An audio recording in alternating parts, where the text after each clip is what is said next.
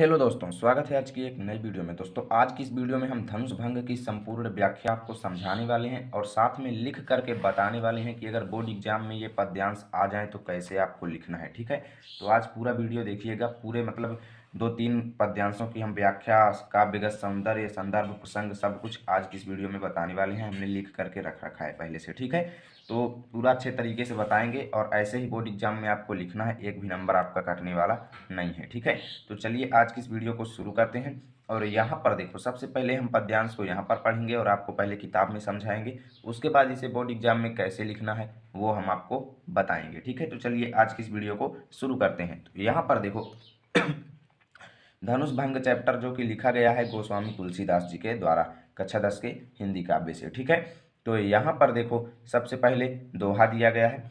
यहाँ से यहाँ तक ये 2 लाइनों में दोहा है। उसके बाद ये चौपाई छंद में पूरा यहाँ से यहाँ तक लिखा गया है। ठीक है, तो एक दोहा एक चौपाई, एक दोहा एक चौपाई, और ये रामचरितमानस से लिया गया है। ठीक है, तो चलिए देखते हैं। उदित उदयगिरि मंच पर रघुवर बाल पतंग, बिकसे संत सरोज सब हर्षे लोचन भृंग। ठीक, इसको देखो उदित उदयगिरि, उदित उदयगिरि मतलब उदित हुए, उदित हुए, उदयगिरि मतलब उदयाचल पर्वत के समान।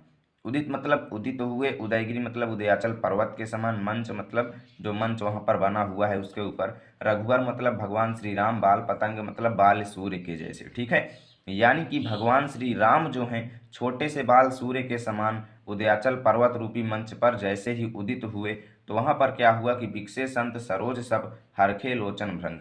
बिकसे संत सरोज सब मतलब कमल रूपी जितने भी संत लोग वहाँ पर बैठे हुए थे वो सभी विकसित हो गए, मतलब कमल खिल उठे। कहने का मतलब कि वो सभी लोग प्रसन्न हो गए। और हर्षे लोचन भृंग, हर्षे लोचन भृंग का मतलब नेत्र रूपी भंवरे जो हैं वो हर्षित हो उठे। कहने का मतलब अर्थात करके कैसे लिखेंगे कि देखिए, तुलसीदास जी कहते हैं कि उदयाचल पर्वत रूपी बने महान मंच पर बाल सूर्य रूपी भगवान श्री राम जैसे ही पहुँचे, तो वहाँ पर सभी क्या हुए कि सज्जन, कमल रूपी सज्जन लोग जो थे वो सभी लोग विकसित हो गए, अर्थात उनका मन प्रसन्न हो गया। और नेत्र रूपी भंवरे जो हैं वो हर्षित हो उठे। कहने का मतलब कि उनके नेत्र जो हैं वो प्रसन्न, वो हर्षित हो गए। ठीक है, इतना आपको लिख देना है। अब इसकी व्याख्या कैसे लिखेंगे बोर्ड एग्जाम में, चलिए वो बताते हैं।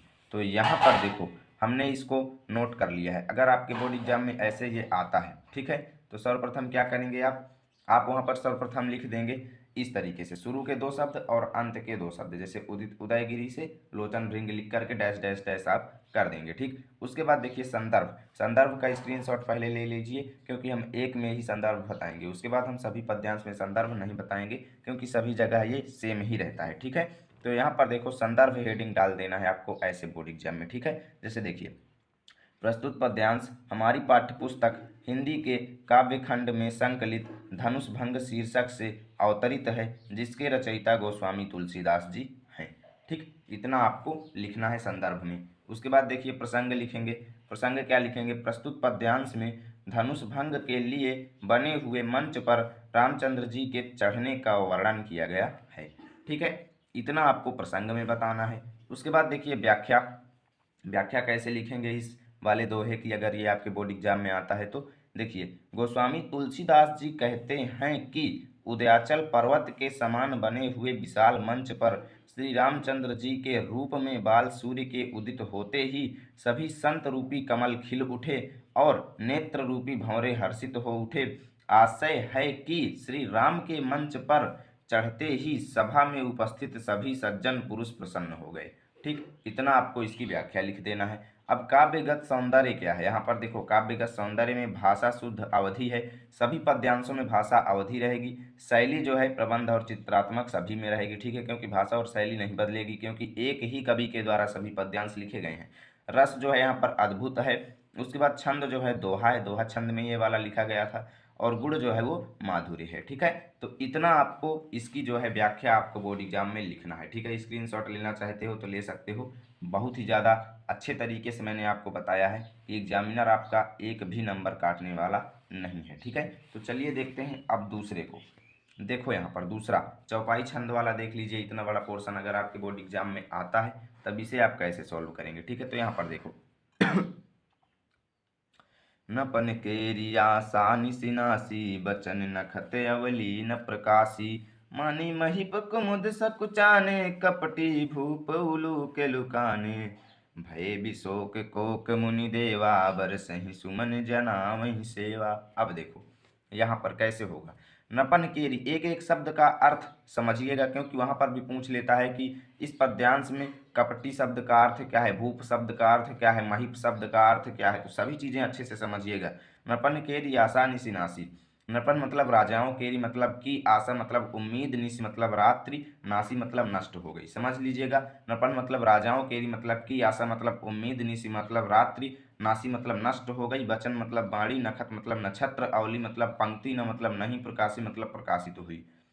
कहने का मतलब कि राजाओं की उम्मीद रूपी रात्रि नष्ट हो गई, यानी कि सभी लोग उम्मीद कर रहे थे कि कौन ऐसा व्यक्ति है जो इस धनुष को तोड़ेगा। तो जैसे ही भगवान श्री राम मंच पर चढ़े तो राजाओं की उम्मीद रूपी रात्रि नष्ट हो गई, और वचन नखत अवली न प्रकाशी, और वाणी रूपी तारों की पंक्ति प्रकाशित नहीं हुई। नखत का मतलब नक्षत्र और नक्षत्र का मतलब तारों से यहाँ पर लिया गया है, यानी कि वाणी रूपी तारों की पंक्ति जो है वो प्रकाशित नहीं हुई, यानी कि किसी की भी बोल नहीं निकल रही थी। कहने का मतलब सभी लोग चुपचाप बैठे हुए थे कि राजाओं की आशा रूपी रात्रि नष्ट हो गई, जो उम्मीद लगाए हुए थे वो रात्रि उनकी नष्ट हो गई, क्योंकि भगवान श्री राम वहां पर चढ़ चुके थे मंच पर।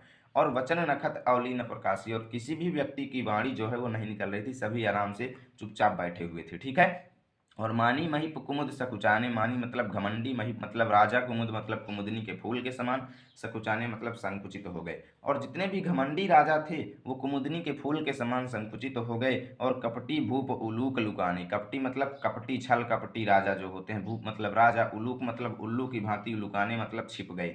जितने भी कपटी राजा थे वो सभी उल्लू की भांति छिप गए। भय विशोक कोक मुनि देवा, भय मतलब हो गए, विशोक मतलब शोक रहित, कोक मतलब जो वहां पर उपस्थित मुनि और देवता लोग थे। ठीक है, देवा मतलब देवता लोग। बरसहि सुमन जनावहि सेवा, और बरसहि मतलब वर्षा करके, सुमन मतलब पुष्प, जनावहि मतलब प्रस्तुत कर रहे हैं अपनी सेवा भावना को। ठीक है, पुष्प की वर्षा करके अपनी सेवा भावना को प्रस्तुत कर रहे हैं वहां पर जो मुनि और देवता लोग, सज्जन लोग वहां पर उपस्थित हैं। ठीक है। और गुर पद बंद सहित अनुरागा, राम मुनि नसन आया सुमांगा। इसके बाद भगवान श्री राम ने गुरु के चरणों की वंदना करते हुए अत्यंत अनुराग, अत्यंत प्रेम के साथ भगवान श्री राम ने मुनि मतलब मुनियों, सन मतलब से, आयसु मतलब आज्ञा, मांगा मतलब मांगी। ठीक, उन्होंने मुनियों से आज्ञा मांगी गुरु के चरणों की वंदना करते हुए। ठीक है। इसके बाद भगवान श्री राम सहज ही मतलब सहजता के साथ चले, मतलब चल पड़े। सकल मतलब संपूर्ण जग स्वामी, मतलब इस पूरे संसार के स्वामी भगवान श्री राम बड़े ही सहजता के साथ चले। तब ऐसा लग रहा था कि जैसे मत मंजू बर कुंजर गामी, मत मतलब मत वाला, मंजू मतलब सुंदर, बर मतलब श्रेष्ठ, कुंजर मतलब हाथी, गामी मतलब जा रहा हो। तब ऐसा लग रहा था कि जैसे महान मत वाला सुंदर और श्रेष्ठ हाथी जो है वो चल रहा हो। ठीक है। इसके बाद देखो, चलत राम सब पुर नर नारी, पुलक पूरी तन भय सुखारी। जैसे ही भगवान श्री राम चल पड़े तो वहां पर उपस्थित जो सभी पुर मतलब उस एरिया के नर और नारी लोग जो थे वो पुलक पूरी तन भय सुखारी, पुलक मतलब पुलकित तो हो गया, पूरी मतलब पूरा, तन मतलब शरीर, और भय सुखारी, और वो सुख का आगमन करने लगे, मतलब वो प्रसन्नचित हो गए। ठीक है। बंदी पितर सुर सुकृत संहारे, जव कछु पुण्य प्रभाव हमारे। इसके बाद सीता जी क्या कर रही हैं कि वो अपने पितरों यानी पूर्वजों की वंदना कर रही हैं। ठीक है, पूर्वजों की वंदना करते हुए सीता जी क्या मना रही हैं मन ही मन कि हे भगवान, यदि हमारे सुकृत मतलब पुण्य कार्यों का कुछ भी प्रभाव हो, जो कुछ पुण्य प्रभाव हमारे हमारे सुकृत कार्यों का यदि कुछ भी प्रभाव हो आपके ऊपर, तो शिवधन मृणाल की नाई, तो मतलब तो ये शिवधन मतलब शंकर जी का जो धनुष है, मृणाल मतलब कमल की नाई मतलब डंडी की तरह, कमल की डंडी की तरह, कमल की नाल की तरह हो जाए, जिसको तोड़हु राम गणेश गोसाई, जिसको भगवान श्री राम बड़े ही आसानी से तोड़ दें। ठीक है। तो अगर ये पद्यांश आता है तो बोर्ड एग्जाम में कैसे लिखेंगे, अब बात ये वाली आती है। ठीक है। तो चलिए इसको भी दिखाते हैं भैया, हम पहले से नोट्स बना के रख लिए हैं। जैसे देखो, इस तरीके से शुरू के दो शब्द आपको लिखना है, अंत के दो शब्द आपको लिखना है। संदर्भ मैंने जो पहले वाला बताया था सेम आपको वही लिखना है बोर्ड एग्जाम में। ठीक है, इसलिए मैंने यहाँ पर पूर्ववत लिख दिया। ठीक है। प्रसंग देखिए, प्रसंग में प्रस्तुत पद्यांश में भगवान श्री राम के मंच पर चढ़ जाने के बाद वहां के लोगों की स्थिति का वर्णन किया गया है। ठीक है। उसके बाद देखो भैया, व्याख्या, व्याख्या कैसे लिखेंगे।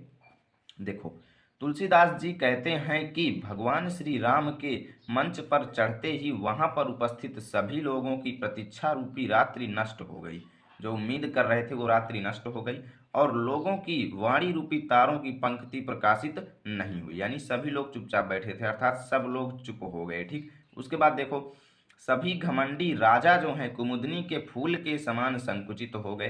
कुमुदनी एक फूल होता है, आप लोग मंगा करके इंटरनेट में भी उसे देख सकते हो कि कुमुदनी किस प्रकार का फूल होता है, ठीक। और सभी कपटी राजा उल्लू की भांति छिप गए, ठीक है। उसके बाद देखो, मुनि लोग शोक रहित हो गए और पुष्प वर्षा करके अपनी सेवा भावना प्रकट कर रहे थे, ठीक है। इसके बाद देखो, यहाँ पर देखो, इसके बाद भगवान श्री राम ने गुरु के चरणों की वंदना करते हुए उनसे आज्ञा मांगी। इसके बाद भगवान राम बड़े ही सहजता के साथ आगे बढ़े। तभी वहां पर उपस्थित सभी लोगों का शरीर जो है वो पुलकित हो गया, ठीक है। सीता जी अपने पितरों यानी पूर्वजों की वंदना करते हुए मन ही मन प्रार्थना करती हैं। अब क्या प्रार्थना करती हैं ये भी जान लो भैया। देखो, प्रार्थना करती हैं कि यदि हमारे सुकृत्यों का, हमारे अच्छे कर्मों का, सुकृत्यों का अगर आप पर जरा भी प्रभाव हो तो हे गणेश भगवान, यह धनुष कमल की नाल के समान हो जाए, हल्का हो जाना चाहिए, जिसे भगवान श्री राम आसानी से तोड़ सकें, ठीक है। काव्यगत सौंदर्य देख लीजिए, भाषा तो अवधि, शैली, प्रबंध और चित्रात्मक ये दोनों सभी में सेम रहेगा। रस इसमें भक्ति रस है। छंद जो है वो चौपाई में पूरा लिखा गया है। गुण जो है वो प्रसाद है, ठीक है। तो इस तरीके से आपको बोर्ड एग्जाम में इसका